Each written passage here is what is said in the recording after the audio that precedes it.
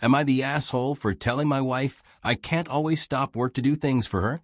I've worked from home since 2020 when the COVID lockdowns closed my office, and my employer subsequently realized we could easily do our jobs from home without needing an office at all. It works out very well because it allows me to take my kids to school in the morning, come home and start work, and then pick them up on my lunch break. My wife works at an office, but her workday starts about an hour after mine. A typical day looks like this.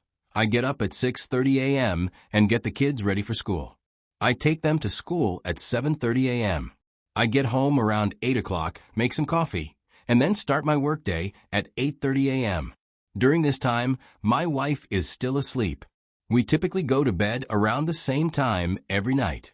Most of the time, I also use that time between 8 and 8:30 to prepare lunch for my wife. Sometimes either she or I have packed something the night before, but if it's something like a sandwich, then I'll make it fresh right before she leaves. However, I can't always do this. Today, I dropped my kids off at school when one of them noticed they forgot their lunch bag. We live fairly close, so I could go home, grab the lunch bag, and bring it to the school for her. This, however, had me getting home at almost exactly 8:30.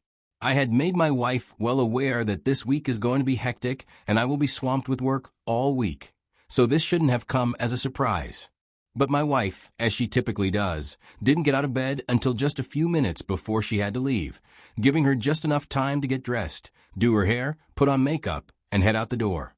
She has a history of having problems with punctuality, and has for as long as I've known her. She asked me to put her lunch together because she didn't have time, but I reminded her that I was swamped and literally couldn't spare a minute, much less the several minutes it would take to go do that. My job is very deadline-based, so there are times I need to be working on a certain task by a certain time, and it needs to be done. If I don't do my job, many other people can't do theirs, and it would hold up our whole process.